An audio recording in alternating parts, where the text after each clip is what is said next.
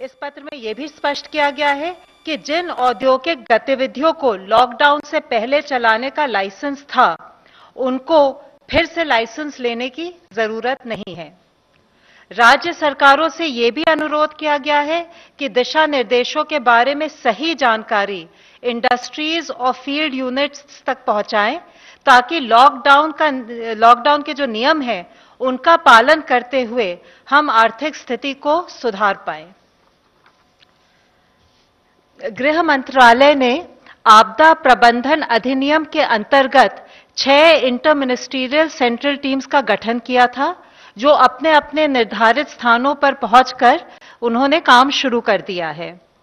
इसके अलावा कोविड-19 के संक्रमण की स्थिति को देखते हुए आज गृह मंत्रालय ने 4 और इंटर मिनिस्ट्रियल सेंट्रल टीम्स का गठन किया है, जो अहमदाबाद, सूरत, हैदराबाद और चेन्नई भेजी जा रही हैं। ये टीमें भी भारत सरकार के एडिशनल सेक्रेटरी लेवल अधिकारियों द्वारा लीड की जा रही हैं। इनमें पब्लिक हेल्थ के स्पेशलिस्ट और डिजास्टर मैनेजमेंट के स्पेशलिस्ट हैं। जो टीमें पहले से जा चुकी हैं, उनमें से 2 का फीडबैक आज मैं आपके साथ शेयर करूंगी। इंदौर की टीम ने रिपोर्ट किया है कि इंदौर में 171 कंटेनमेंट जोन हैं, जिनमें से 20 जोन बहुत क्रिटिकल हैं। टीम ने मऊ के हॉटस्पॉट कंटेनमेंट जोन का दौरा किया।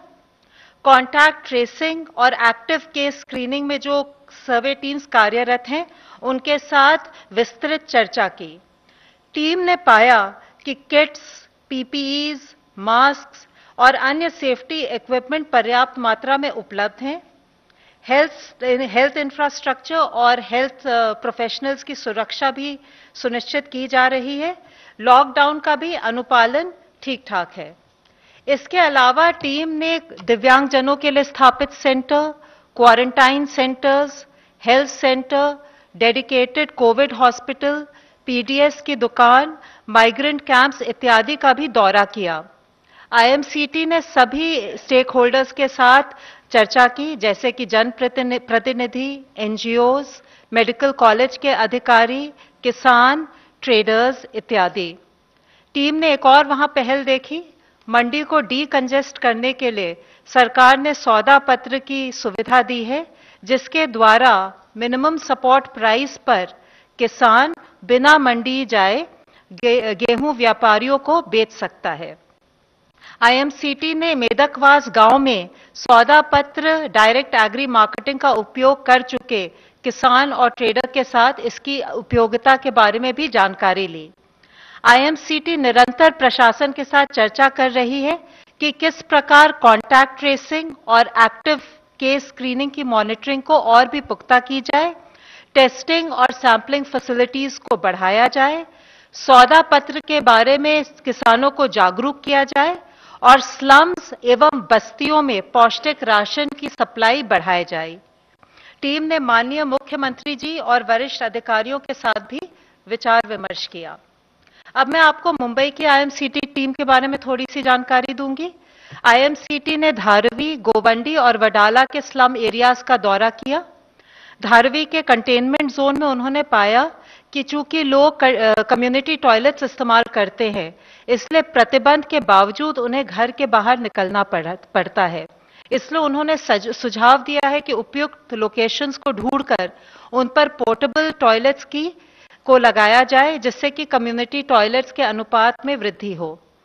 धारवी में प्रशासन होम क्वारंटाइन पर निर्भर है। आईएमसीटी ने सुझाव दिया कि लगभग 2000 से 3000 लोगों के लिए इंस्टीट्यूशनल क्वारंटाइन की सुविधा का उपयोग किया जाए, टेस्टिंग की क्षमता बढ़ाई जाए और स्थानीय वॉलंटियर्स के साथ मिलकर सर्वेलेंस टीम्स की भी संख्या बढ़ाई जाए। टीम ने institutional quarantine centres, Covid hospital, community kitchen वगैरह का भी दौरा किया और सभी स्टेक होल्डर्स, खासकर एनजीओज के साथ काफी विचार विमर्श किया। आईएमसीटी ने इस पर भी चर्चा की कि किस प्रकार नॉन कोविड पेशेंट्स के लिए मेडिकल फैसिलिटीज का मुद्दा हल किया जाए। उन्होंने मुख्यमंत्री और सीनियर ऑफिसर्स के साथ भी वीडियो कॉन्फ्रेंस की। सभी आईएमसीटीज अपने सुझाव और विचार राज्य सरकारों के साथ साझा कर रही हैं। हमारा उद्देश्य ये है कि हम मिलकर स्थिति में सुधार लाएं और कोविड-19 को फैलने से रोकें। धन्यवाद। मैं अब आमंत्रित करता हूं हेल्थ मिनिस्ट्री रिप्रेजेंटेटिव प्लीज। कल से भारत में कोविड-19 की टोटल एडिशनल संख्या 1684 केसेस आए हैं, which takes our total confirmed cases to 23,077. Total cases under medical supervision are 17,610. कल से आज तक में 491 लोग क्योर हुए हैं, which takes कि हमारी जो टोटल क्योर होने वालों की संख्या को 4,748 लेके जाती है। इसके द्वारा हमारा रिकवरी रेट अब अप्रॉक्सीमेटली 20.57% है। यह हम सब लोगों के लिए एक बहुत ही पॉजिटिव न्यूज़ है। इसी तरीके से पिछले 28 दिनों में जिन जिलों से कोई केस नहीं आया है उसकी संख्या में भी बढ़ोतरी हुई है। इसके तहत इन जिलों की संख्या 15 हो गई है और नए जो जिले ऐड हुए हैं उसमें छत्तीसगढ़ से दुर्ग और राजनांदगांव और मध्य प्रदेश से शिवपुरी जिला है। अब तक देश में टोटल 80 डिस्ट्रिक्ट्स ऐसे हैं जहां इससे पहले केस आए थे, लेकिन पिछले 14 दिनों से वहां पर कोई केस नहीं आया है और हम सबका प्रयत्न होना चाहिए कि ऐसे जिलों की संख्या निरंतर बढ़ती रहे। हम सबके लिए महत्वपूर्ण है कि कम्युनिटी और सरकार द्वारा चेन ऑफ ट्रांसमिशन को ब्रेक करने के लिए इस कलेक्टिव एफर्ट्स में हम लोग लगे रहें। हमें देखना है कि इन जिलों में कोई नया केस ना आए और नए जिले इस श्रेणी में शामिल होते रहें। जहां तक वो जिले हैं जिनमें अभी तक कोई केस आज तक रिपोर्ट नहीं हुआ है, यह महत्वपूर्ण है कि वे जिले ग्रीन जोन में ही बने रहें और कोई भी इंपोर्टेड केस उस जिले में ना आए। आज माननीय स्वास्थ्य मंत्री जी ने राज्यों के स्वास्थ्य मंत्रियों और मेडिकल एजुकेशन मंत्री साथ में हेल्थ सेक्रेटरीज के साथ वीडियो कॉन्फ्रेंस के माध्यम से कोविड-19 के मैनेजमेंट एफर्ट्स पर चर्चा की। उन्होंने राज्यों के अब तक के किए प्रयासों के लिए उन्हें धन्यवाद देते हुए कंटिन्यूअस अलर्ट रहने की इश्यू जो नीड है उसको हाईलाइट किया। उन्होंने राज्य से अधिक केसेस रिपोर्ट करने वाले या कम डबलिंग रेट वाले जिलों पर ध्यान केंद्रित करने का अनुरोध किया। उन्होंने ये कहा कि हाई केस मॉर्टेलिटी वाले जिलों पर भी ध्यान केंद्रित करने की आवश्यकता है। उन्होंने अनुरोध किया कि लाइव सेव करने के लिए अर्ली आइडेंटिफिकेशन ऑफ केसेस और प्रॉपर क्लिनिकल मैनेजमेंट बहुत महत्वपूर्ण है। उन्होंने राज्य से यह इंश्योर करने के लिए अनुरोध किया कि बीमारी के साथ अननेसेसरी स्टिग्मा अटैच्ड ना हो। किसी भी बीमारी की तरह यह भी एक बीमारी है जो इलाज से ठीक हो जाती है। पर्टिकुलरली क्योंकि यह इन्फेक्शियस डिजीज है तो बहुत जरूरी है कि उससे संबंधित पेशेंट को हम समय पर आइडेंटिफाई कर सकें और समय पर ट्रीटमेंट शुरू कर पाएं। इसके लिए कम्युनिटी में हेल्थ सीकिंग बिहेवियर को बढ़ाने की, एनकरेज करने की बहुत जरूरत है।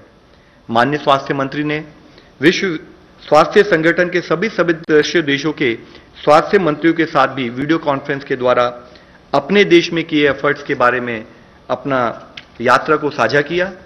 उन्होंने विशेष रूप से यह हाईलाइट किया कि भारत के मैनेजमेंट एफर्ट्स में कम्युनिटी एंगेजमेंट और कंटेनमेंट एफर्ट्स इन दोनों ट्विन प्रिंसिपल्स पर काम किया है।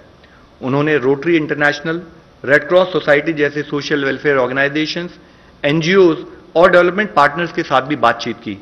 उन्होंने रेड क्रॉस से सफिशिएंट ब्लड स्टॉक्स को इंश्योर करने का अनुरोध किया। उन्होंने कहा कि वॉलंटरी ब्लड डोनेशन को बढ़ावा देने के लिए जरूरत हो तो डोनर्स को पिक और ड्रॉप करने जैसी फैसिलिटीज भी प्रोवाइड की जाएं। उन्होंने रेड क्रॉस को सुझाव दिया कि वे रिकवर्ड कोविड-19 पेशेंट्स के साथ कोऑर्डिनेट करें जिन्हें ब्लड डोनेशन के लिए मोबिलाइज किया जा सकता है। उनसे प्राप्त कॉन्वलेसेंट प्लाज्मा को कोरोना अफेक्टेड पेशेंट के अर्ली रिकवरी के लिए भविष्य में यूज करने का स्कोप हो सकता है। माननीय प्रधानमंत्री जी ने माननीय स्वास्थ्य मंत्री जी ने नागरिकों के सवालों का तेजी से जवाब देने के लिए कोविड-19 सेवा ट्विटर हैंडल शुरू करने की घोषणा भी की, जिससे कि ट्रेंड एक्सपर्ट द्वारा रियल टाइम में ऑथेंटिक हेल्थ और पब्लिक इंफॉर्मेशन प्रोवाइड की जा सकती है।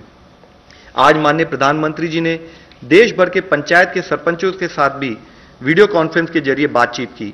सरपंचों ने लॉकडाउन मेजर्स को मेंटेन रखने के से संबंधित अपने अनुभवों और प्रयासों को भी शेयर किया। माननीय प्रधानमंत्री जी ने कहा कि संकट के दौरान ही हम बेस्ट और सच्चा पाठ सीखते हैं और कोरोना ने हमें सबसे बड़ा सबक सिखाया है जो है आत्मनिर्भरता। उन्होंने पंचायतों से अपने इंफ्रास्ट्रक्चर को फर्दर मजबूत करने के लिए और बेटर विजिलेंस के लिए corona tracker application Aarogya Setu download करने के लिए और उसको प्रमोट करने के लिए भी अपील की। आज हम लोगों के साथ director NCDC doctor SK Singh और साथ ही member NITI Aayog doctor VK पाल भी उपस्थित हैं। वह चेयरमैन है एम्पावर्ड कमेटी ग्रुप 1 जो कि मेडिकल इमरजेंसी मैनेजमेंट के लिए कोऑर्डिनेट कर रहा है। मैं अब रिक्वेस्ट करूंगा कि वो फर्दर ऐड करें। धन्यवाद। NCDC please first.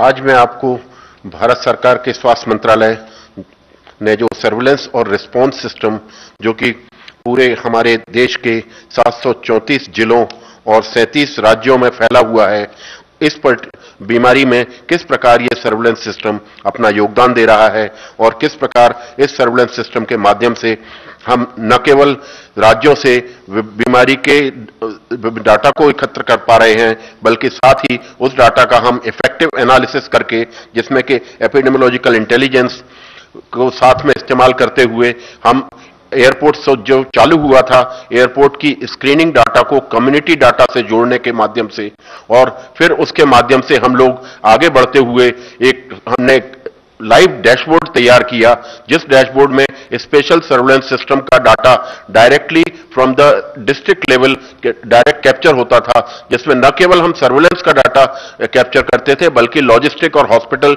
और क्वारंटाइन और आइसोलेशन बेड्स का भी डाटा कैप्चर करते थे। साथ ही इसमें पीपीई की आवश्यकता और उसका भी एपिडेमियोलॉजिकल इंटेलिजेंस के माध्यम से ये अनुमान लगाया गया कि अगर हमारे केसों की दर या केस किस गति से आगे बढ़ेंगे, उसके अनुसार हमको कितने बेडों की आवश्यकता होगी, कितने हॉस्पिटल्स की आवश्यकता होगी, कितनी लॉजिस्टिक्स प्लानिंग हमको करनी पड़ेगी। यह भी इस पर्टिकुलर सर्विलेंस सिस्टम का एक मुख्य काम था। साथ ही मैं ये बताना चाहूंगा कि इस पर्टिकुलर सर्विलेंस सिस्टम का एक मुख्य काम होता है विभिन्न मंत्रालयों में एक कोऑर्डिनेशन नेटवर्क स्थापित करना, क्योंकि जैसा कि हम सब लोगों को जो मालूम है कि ये बीमारी जिसमें कि न केवल एक उचित हमारे पास इफेक्टिव वैक्सीन भी मौजूद नहीं है, बल्कि एक इफेक्टिव इलाज भी मौजूद नहीं है। तो आज जो विश्व स्तर के सभी देशों में जो हमारी इस बीमारी में कारगर हथियार सिद्ध हुआ है, वह है कम्युनिटी सर्विलेंस। प्रमुख हथियार है इस पर्टिकुलर बीमारी में, जिससे कि हम सर्विलेंस के द्वारा जिन भी लोगों में ये बीमारी किसी भी रूप में है, चाहे वो हमको सिम्टोमेटिक रूप में मिले, चाहे एसिम्टोमेटिक रूप में मिले या माइल्ड सिम्टोमेटिक रूप में मिले, उन सभी संक्रमित लोगों को हम जल्दी से जल्दी कम्युनिटी सर्विलेंस माध्यम से चिन्हित कर सकें और उनको क्वारंटाइन या आइसोलेशन में तुरंत एडमिट कर सकें, जिससे कि ये लोग समाज में रह के बीमारी का और फैलाव होने से रोक पाए हम उसको।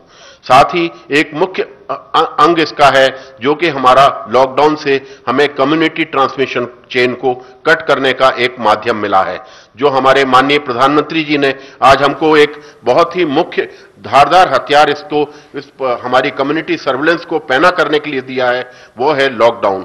मैं आपको इस पर्टिकुलर माध्यम से आगे ये बताऊंगा कि किस प्रकार लॉकडाउन ने हमारे जो इस सर्विलेंस नेटवर्क है उसको किस तरीके से प्रभावित किया।